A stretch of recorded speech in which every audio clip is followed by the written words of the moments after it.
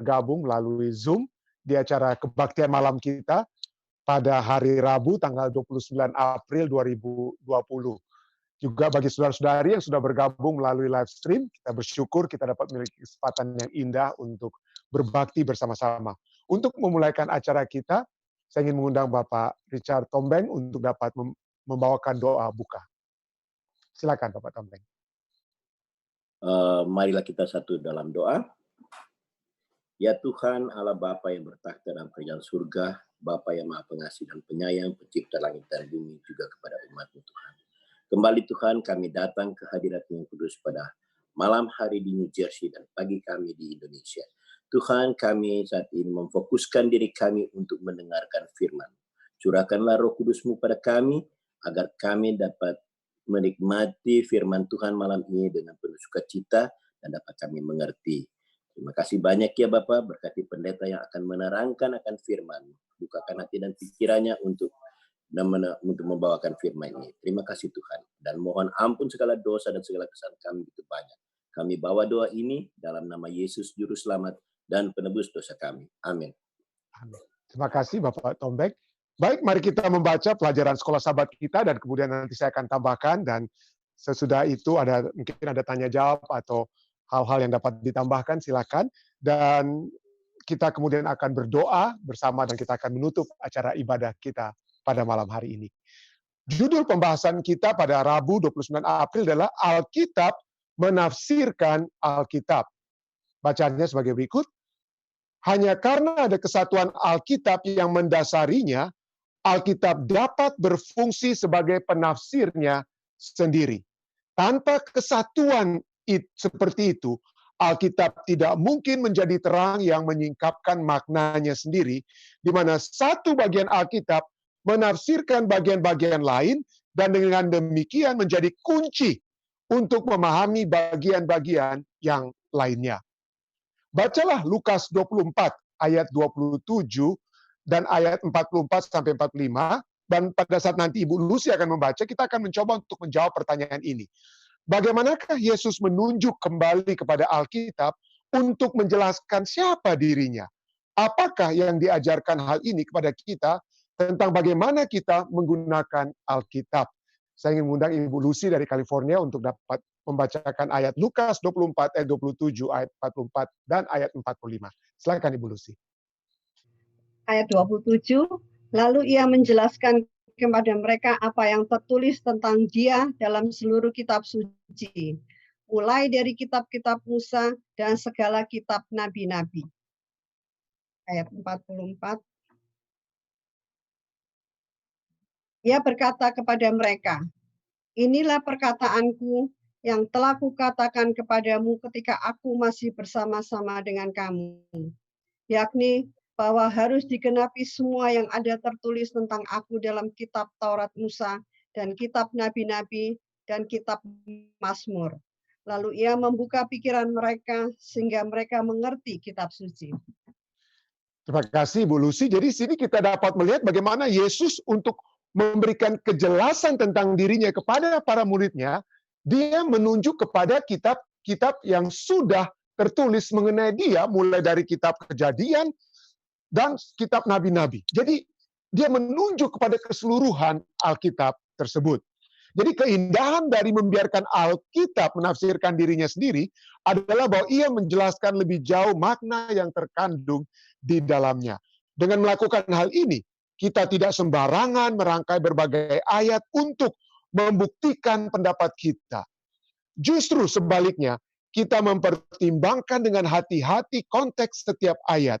Selain konteks langsung sebelum dan sesudah ayat yang diselidiki, kita juga harus mempertimbangkan konteks kitab di mana ayat itu terdapat. Seperti kita tadi malam sudah mempelajari bagaimana untuk menjelaskan salah satu ayat yang dianggap kontroversial dalam Kisah Para Rasul 10, maka kita harus membaca di keseluruhan Kisah Para Rasul, pasal 10 tersebut, dan di seluruh kitab Para Rasul, dan kemudian kita melihat ajaran-ajaran Alkitab juga yang tertulis di dalam kitab-kitab lainnya, supaya kita dapat memahami setiap ayat yang kita selidiki.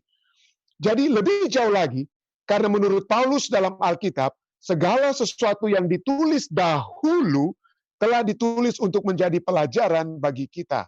Roma 15 ayat 4. Kita harus mempelajari semua yang Alkitab katakan tentang satu pokok persoalan. Di dalam seri Membina Keluarga, Ellen White berkata, Alkitab menerangkan dirinya sendiri. Ayat dibandingkan dengan ayat. Pelajar harus memandang firman itu secara keseluruhan dan melihat hubungan bagian-bagiannya.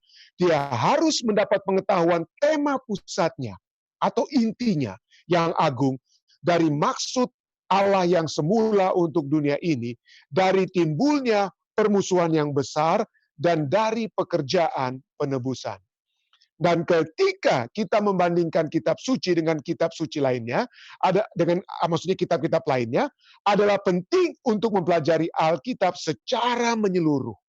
Jika memungkinkan, kita harus melakukannya dalam bahasa aslinya, atau setidaknya dengan terjemahan Alkitab yang tepat dan sesuai dengan makna yang terkandung dalam bahasa Ibrani dan Yunani yang asli. Meskipun pengetahuan bahasa asli bukan keharusan untuk memiliki pemahaman yang baik tentang Alkitab, namun tentu saja bahasa-bahasa asli itu akan sangat menolong jika itu memungkinkan. Jika tidak memungkinkan, belajar firman Tuhan dengan setia dan penuh doa, dengan sikap rendah hati dan berserah, pasti akan menghasilkan buah yang besar. Pikirkan sebuah doktrin, misalnya keadaan orang mati, yang jika hanya berfokus pada beberapa bagian tertentu dan bagian-bagian lain diabaikan, dapat menyebabkan kesalahan.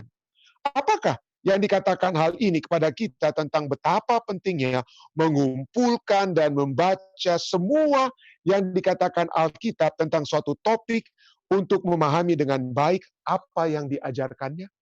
Jadi seperti yang kita sudah juga pelajari tadi malam, bagaimana dari satu ayat saja dari Kisah Para Rasul 10, kita berpikir bahwa segala sesuatu binatang haram sekalipun kalau sudah dihalalkan Allah dapat menjadi makanan bagi kita. Tetapi sesungguhnya konteksnya itu bukan berbicara tentang makanan yang kita makan, tetapi berbicara tentang orang-orang Yahudi yang menganggap orang Yunani, orang Italia, atau mereka yang bukan Yahudi sebagai orang-orang kafir. Nah, bacaan kita berbicara tentang keadaan orang mati. Ini juga adalah salah satu doktrin yang cukup kontroversial. Kenapa? Karena banyak kita mungkin sudah memiliki satu pemahaman bahwa kalau kita mati, maka tetap ada yang hidup. Jiwa kita, roh kita, dikatakan. Walaupun tubuh kita mati, roh itu akan terbang, melayang, dan bahkan pergi ke surga, dan akan bersama-sama dengan Tuhan. Jadi kita seringkali berkata, semoga arwahnya, semoga rohnya diterima di sisi Tuhan. Berada di sisi Tuhan. Oh, roh, arwah daripada ayah kita, saudara kita itu sekarang sudah berada bersama-sama dengan Yesus. Ini bahkan sudah menjadi bagian dari film-film Hollywood. Ya, film-film Hollywood karena begitu banyak gereja-gereja Kristen yang mengajarkan apabila kita mati, kalau kita orang baik langsung masuk surga, kalau kita orang jahat masuk apa? Neraka. Lalu bagaimana kalau kebaikan dan kejahatan kita itu setengah-setengah? Kita masuk purgatori. Untuk sementara kita dilihat, gimana ini cocoknya orang ini untuk masuk surga atau masuk neraka. Nah, apakah ini ajaran Alkitab? Apakah Alkitab mengajarkan bahwa pada saat kita mati kita langsung berada di surga? Mari kita lihat ya. Mungkin ini pembahasan yang cukup panjang, tapi saya akan coba untuk membahasnya dalam 10-15 menit saja. Jadi tolong kalau Anda mau juga, tolong ambil kertas dan ayat-ayat yang saya akan ucapkan, tolong Anda catat supaya kalau saya sedang maraton atau sprint, Anda bisa catat dulu ayatnya dan Anda bisa baca kemudian. Intinya adalah berlawanan dengan apa yang dunia ajarkan, di mana saja Alkitab tidak mengajarkan bahwa manusia memiliki kekekalan atau immortality di dalam dirinya. Alkitab mengajarkan bahwa manusia itu karena dosa berada dalam dunia yang fana, mortal, dan hanya Allah saja yang kekal. Tetapi sejak semula, kita lihat dalam Kejadian pasal 3, dosa pertama itu terjadi oleh sebab setan yang berkata, makan. Kalau kamu makan, kamu sekali-kali tidak akan mati. Dan inilah dosa setan tersebut. Dia ingin menyatakan kepada kita bahwa kita akan memiliki kekekalan. Bahwa kita dapat sama seperti Allah. Ini yang setan katakan. Kita sama seperti Allah. Namun ayat firman Tuhan dalam 1 Timotius 1 ayat 17. 1 Timotius 1 ayat 17 berkata, hormat dan kemuliaan sampai selama-lamanya bagi Raja segala zaman. Allah yang kekal, yang tidak nampak, yang esa dan amin. Jadi yang kekal itu hanya Allah. Menurut 1 Timotius 1 ayat 17, dan kalau kita sambung dalam 1 Timotius 6 ayat 16, 1 Timotius 6 ayat 16 di sana dikatakan Allah, dialah satu-satunya yang tidak takluk kepada maut, bersemayam dalam terang yang tidak terhampiri. He's the only immortal. Jadi kalau dikatakan yang kekal itu dia satu-satunya Allah, jangan kita manusia tambah-tambah. Oh, kita juga kekal kalau saya mati. Mari kita lihat lebih lanjut apa yang Alkitab katakan, ya. Nah, masalahnya seperti yang kita sudah pelajari saat ini, bahwa seringkali kita mengambil 1-2 ayat lalu kita salah mengerti karena kita tidak melihat keseluruhan konteks Alkitab. Misalnya, kita membaca Pengkhotbah 12 ayat 7.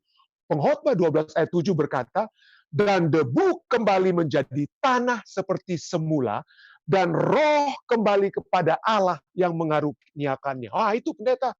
Ini rupanya tubuh kita itu adalah akan kembali menjadi debu, tanah, dan roh itu akan kembali kepada Allah, duduk di samping Yesus.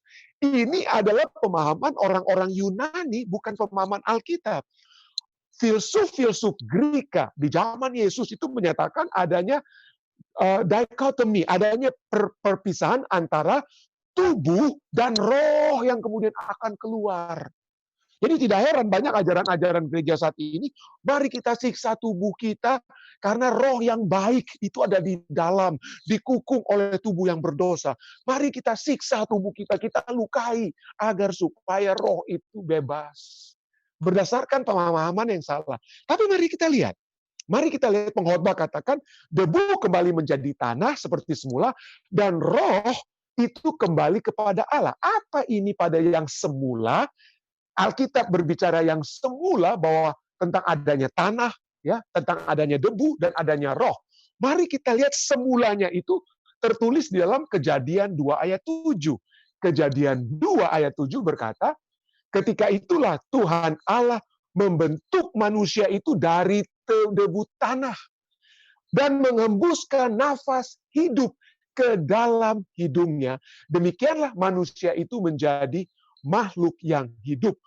Untuk menjadi makhluk yang hidup ada 2 yang harus terjadi. 2 yang harus terjadi untuk menjadi makhluk yang hidup. Pertama, harus ada apa? Debu tanah. Dan kemudian setelah Allah bentuk, debu tanah itu seperti tanah liat yang dibentuk, tidak bergerak. Lalu apa yang kemudian? Dihembuskanlah nafas. Dihembuskanlah bahasa Ibraninya ruah. Ruah itu, arti lainnya daripada ruah itu adalah roh. Tapi sesungguhnya itu nafas hidup. Nafas, saya keluar. Nafas hidup. Jadi, pada saat Allah membentuk manusia, Allah menghembuskan nafas hidup, nafas yang dari Allah, seperti nafas kita.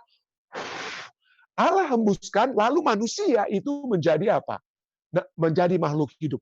Allah tidak memberikan jiwa, yang Allah berikan itu adalah nafas hidup. Dengan diberikan nafas hidup, maka kita menjadi makhluk hidup. Kalau nafas hidup itu diambil dari kita menjadi mayat. Menjadi tanahlah kita kembali, dan kita tidak menjadi apa ya? Kita tidak menjadi lagi makhluk hidup.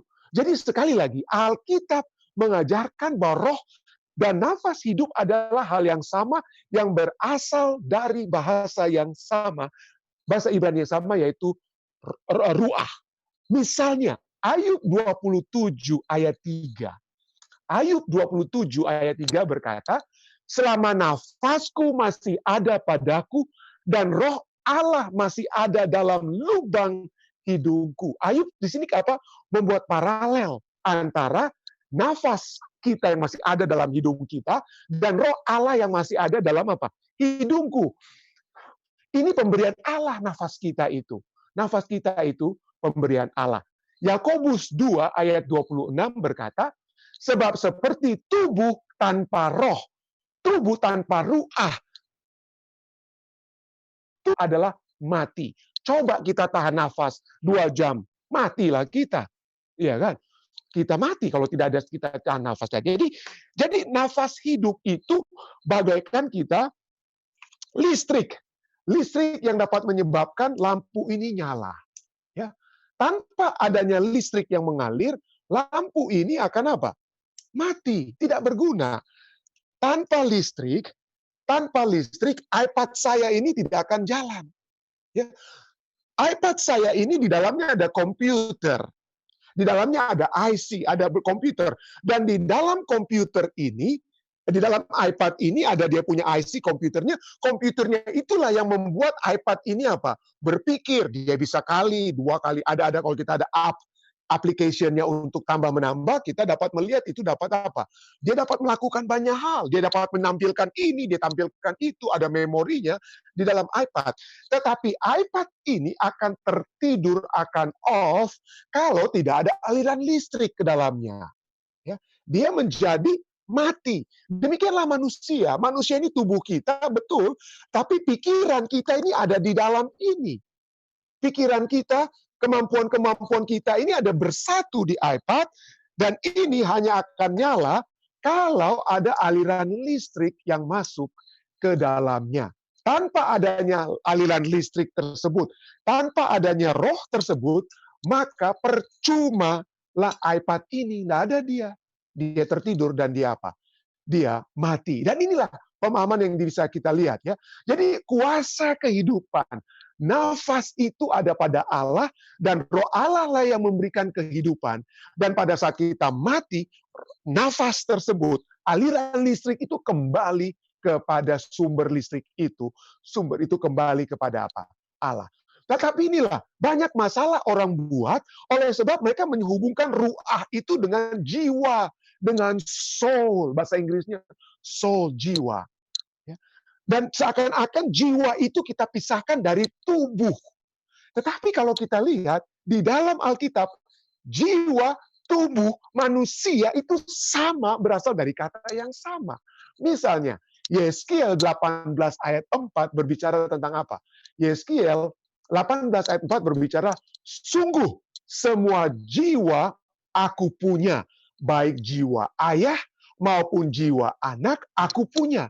Dan orang yang berbuat dosa itu yang harus mati. Jadi di sini kita lihat kata jiwa dan kata orang itu apa? Sama. Ya. Jadi semua orang itu Allah katakan menurut Yeskiel 18 katakan semua orang itu aku punya, entah dia itu ayah ataupun anak, semua orang itu aku apa? Punya. Dan tidak pernah di dalam Alkitab dikatakan bahwa soul atau jiwa itu kekal atau tidak dapat binasa. Kenapa? Karena Yeskiel 18 ayat 4 yang kita sudah baca tadi, ayat terakhirnya katakan apa? Dan orang yang berbuat dosa dan jiwa yang berbuat dosa itu harus mati. Jadi jiwa itu pun dapat mati. Jiwa itu tidak hidup selama-lamanya. Pada saat tubuh kita mati, lalu jiwa itu terbang ke atas. Tidak.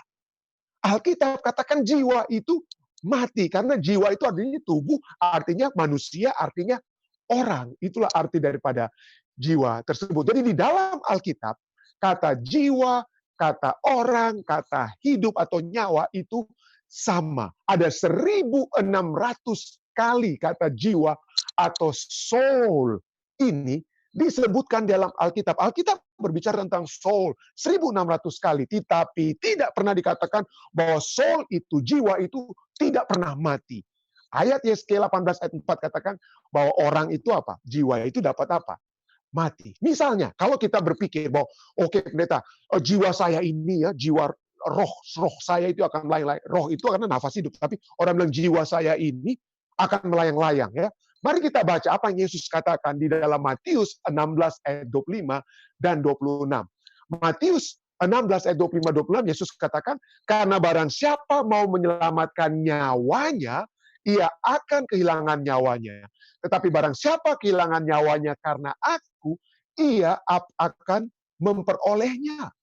Apakah gunanya seseorang, ayat 26, seseorang memperoleh seluruh dunia tetapi kehilangan nyawanya? Ya.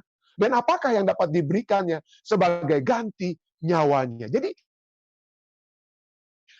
jangan kita pisahkan seakan-akan orang bisa mati, nyawanya terbang. Tapi di sini Yesus bilang apa?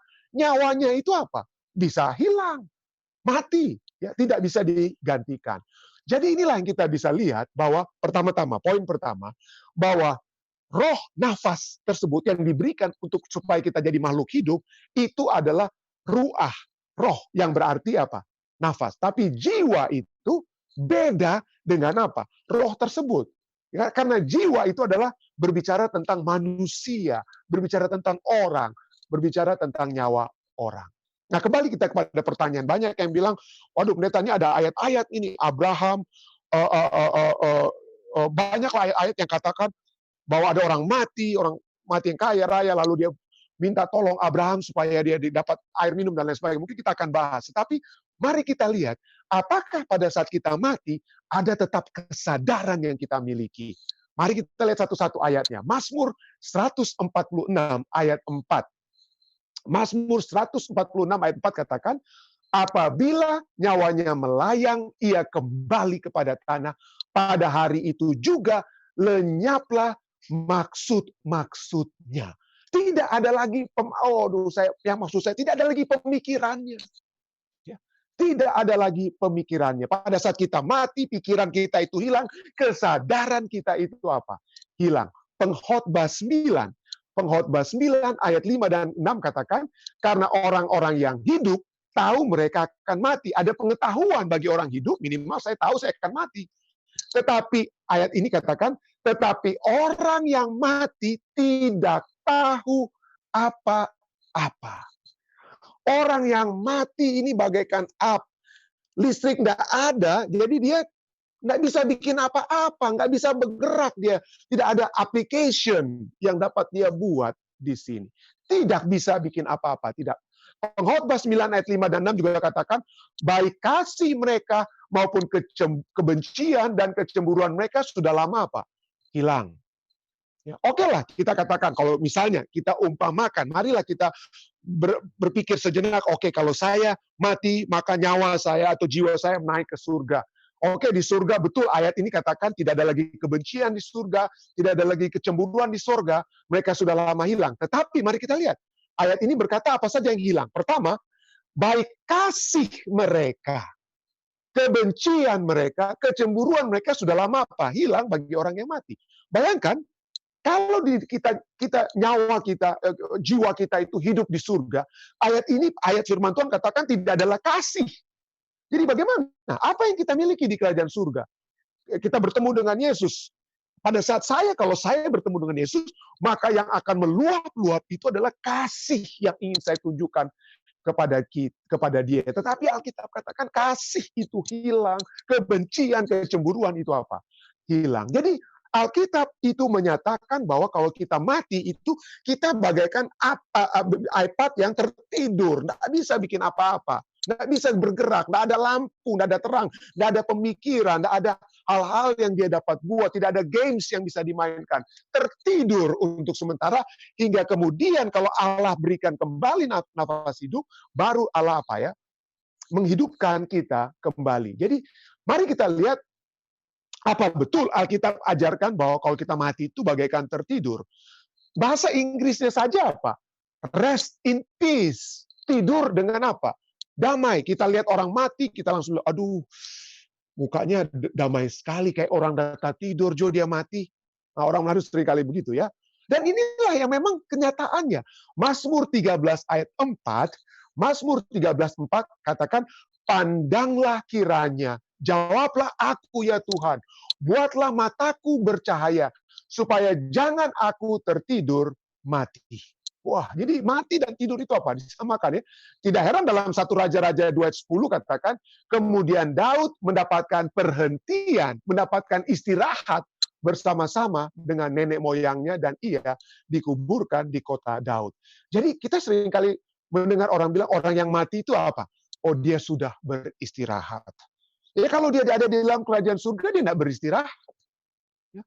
Dia tidak beristirahat adalah kalau dia sudah langsung kerajaan surga. Karena di dalam kerajaan surga kita akan memuji Tuhan, kita akan memuliakan Tuhan, tapi kita tidak beristirahat. Nah, Yesus sendiri suatu waktu dia sedang melayani, lalu kemudian dapatlah berita di Yohanes 11 ayat 11. Beritanya datang pada Yesus.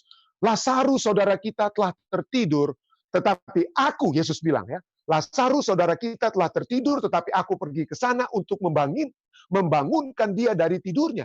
Sesungguhnya beritanya menyatakan bahwa Lazarus sudah mati. Tapi apa Yesus bilang?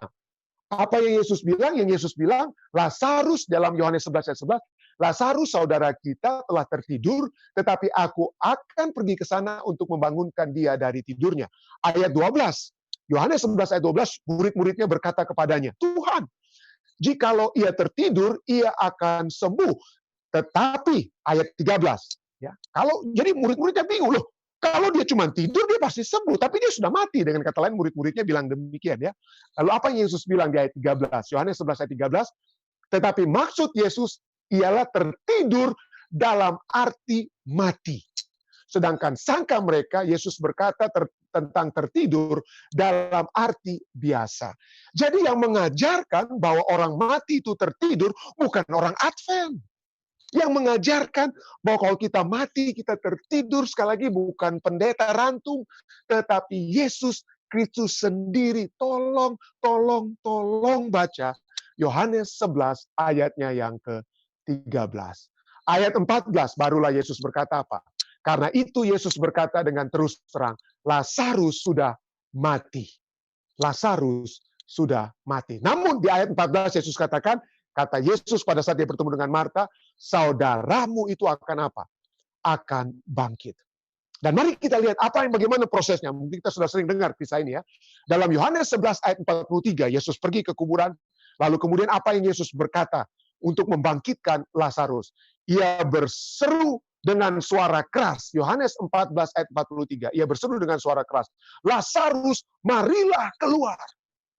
Lazarus, marilah keluar.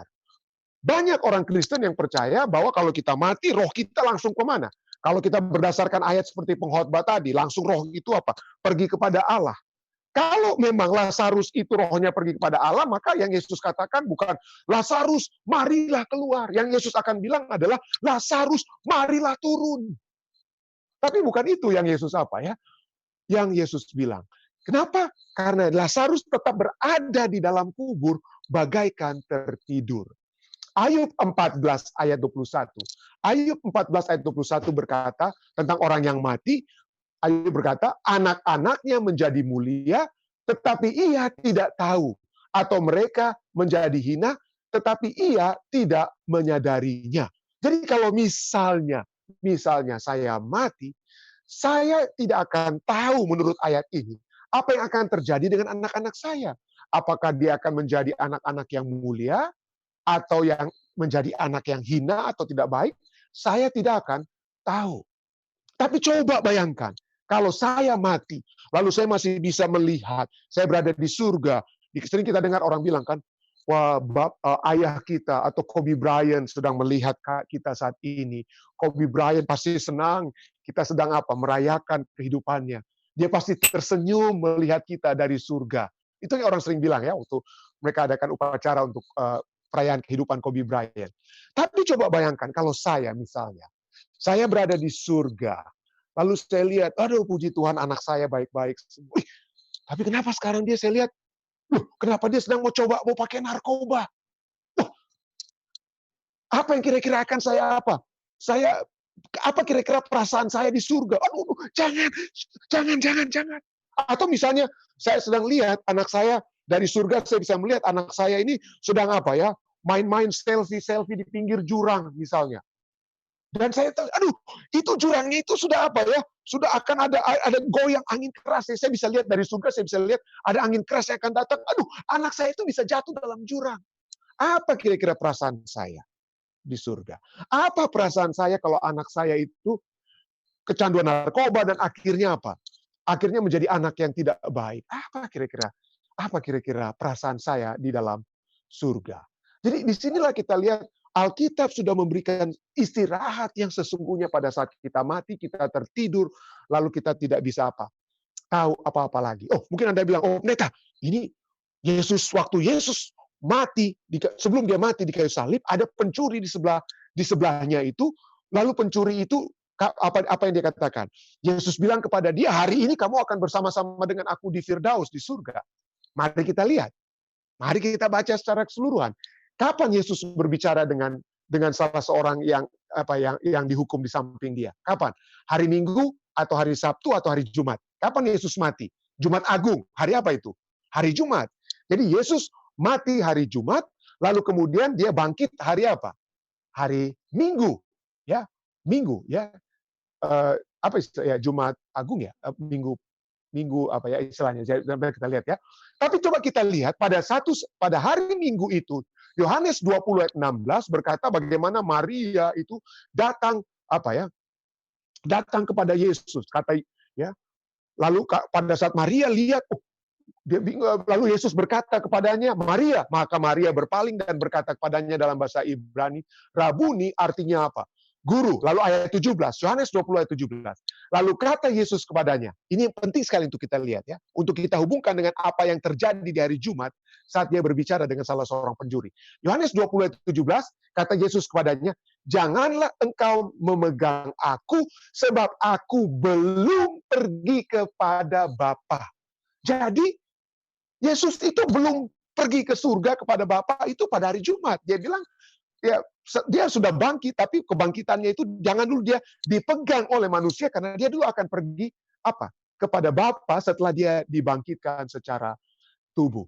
Lalu ayat 17 katakan, tetapi pergilah kepada saudara-saudaraku dan katakanlah kepada mereka bahwa sekarang aku akan pergi kepada Bapakku dan Bapamu, kepada Allahku dan Allahmu. Yohanes 20 ayat 17. Jadi hari Jumat itu Yesus belum pergi naik ke surga waktu dia mati hari Jumat. Lalu mari kita lihat. Ya, kenapa Yesus akan berkata pada hari ini aku berkata kepadamu sesungguhnya engkau akan bersama-sama dengan aku di dalam Taman Firdaus, ya. Itu kita sering baca ayatnya ya. Mari kita baca. Lukas 23 ayat 43. Kata Yesus kepadanya, aku berkata kepadamu, kalau kita lihat bahasa kita ada, aku berkata kepadamu, sesungguhnya hari ini juga engkau akan bersama-sama dengan aku di dalam Firdaus. Jadi ada tanda koma yang ditempatkan, aku berkata apa? Kepadamu. Nah, kalau kita pelajari Alkitab asli dalam bahasa Yunani, tidak ada tanda koma. Tanda koma itu hanya dibuat oleh orang-orang yang menerjemahkan Alkitab itu dari bahasa Yunani ke bahasa Inggris atau Latin atau bahasa Indonesia, baru komanya muncul. Tapi penempatan koma ini penting sekali. Misalnya, ada satu kalimat yang saya mau berikan ya. Misalnya, kalimat ini begini. Atas perhatian Bapak, saya mengucapkan terima kasih. Atas perhatian Bapak, saya mengucapkan terima kasih. Nah, kalau saya katakan ini ya, atas perhatian Bapak, saya mengucapkan apa? Terima kasih. Jadi perhatian itu diberikan oleh Bapak, dan oleh sebab perhatian yang diberikan oleh Bapak, saya mengucapkan terima kasih. Tapi coba kita pindahkan komanya. Atas perhatian, Bapak saya mengucapkan terima kasih. Kita tidak tahu perhatian itu apa, tetapi minimal kita tahu Bapak saya yang mengucapkan apa? Terima kasih, bukan saya, tapi Bapak saya yang mengucapkan terima kasih. Atau yang kedua, komanya kita pindahkan lagi. Atas perhatian Bapak saya mengucapkan terima kasih. Jadi perhatian ini sekarang diberikan oleh Bapak saya, tetapi yang mengucapkan terima kasih itu kita tidak tahu siapa. Jadi kita lihat di sini bahwa penempatan kata koma itu dapat apa? Memiliki arti yang berbeda. Coba komanya di dalam Lukas 23 ayat 43. Kata Yesus kepadanya, aku berkata kepadamu, itu yang kita miliki saat ini ya. Aku berkata kepadamu, sesungguhnya hari ini juga, hari Jumat itu, engkau akan ada bersama-sama dengan aku di dalam Firdaus. Tetapi kita sekarang pindahkan komanya. Misalnya, kata Yesus kepadanya, aku berkata kepadamu sesungguhnya hari ini juga, engkau akan bersama-sama dengan aku di dalam Firdaus. Jadi kapan dalam Firdausnya itu? Nggak tahu kapan. Mungkin pada saat Yesus datang kedua kali, bahwa orang pencuri tersebut akan bersama-sama dengan Yesus di Firdaus. Tetapi yang kita tahu adalah perkataan Yesus itu diucapkan Yesus pada hari itu. Dengan kata lain, Yesus katakan gini ya, aku berkata kepadamu sesungguhnya hari ini juga. Aku berjanji padamu pada hari ini. Aku berjanji padamu pada hari ini, engkau akan bersama-sama dengan aku di dalam apa? Firdaus. Jadi inilah kita dapat lihat. Ayat yang terakhir, waktu kita mungkin sudah cukup habis ya. Mari kita lihat 1 Tesalonika 4 ayat 15 sampai dengan 17. 1 Tesalonika 4 ayat 15-17 dan dikatakan, sebab pada waktu tanda diberi, yaitu pada waktu penghulu malaikat berseru dan sangkakala Allah berbunyi, maka Tuhan sendiri akan turun dari sorga. Lalu apa yang kemudian terjadi? Dan mereka yang mati dalam Kristus akan lebih dahulu bangkit. Jadi kebangkitan bagi mereka yang sudah mati di dalam Kristus itu nanti pada saat Yesus turun dari apa? Sorga. Mereka tidak turun bersama-sama dengan Yesus dari sorga, tetapi mereka akan dibangkitkan lebih dahulu. 1 Tesalonika 4, 15 dan 17 katakan. Lalu sesudah itu, ayat kita baca terusnya, sesudah itu kita yang masih hidup, yang masih tertinggal, akan diangkat bersama-sama dengan mereka dalam awan yang menyongsong Tuhan di angkasa. Jadi naiknya orang atau jiwa itu ke surga bukan pada saat mereka mati. Tetapi pada saat Yesus datang kedua kali, mereka dibangunkan dari tidur mereka, dibangkitkan dari kematian mereka, bertemu dengan kita. Dan kemudian apa? Sesudah itu kita yang hidup, yang masih tinggal akan diangkat bersama-sama dengan mereka dalam awan, menyongsong Tuhan di angkasa. Demikianlah kita akan selama-lamanya bersama-sama dengan Tuhan. Inilah seluruh pengajaran. Kalau kita lihat, jangan hanya ambil ayat demi ayat saja. Lalu kita kemudian melihat, seluruh jiwa kita itu pada saat kita mati itu naik ke surga. Bukan demikian. Marilah kita memiliki keterbukaan pikiran untuk melihat keseluruhan ajaran Alkitab tersebut. Agar supaya pada saat Yesus berkata, mari bertobat karena kerajaan surga sudah dekat. Pertobatan itu adalah kita tinggalkan tradisi-tradisi kita. Kita tinggalkan kebiasaan-kebiasaan kita. Kita bertobat untuk menjadi pengikut Tuhan. Dan pengikut Tuhan itu seperti pelajaran kita tadi malam sudah dipisahkan dari bangsa-bangsa sekitar, terlebih dari hal makanan.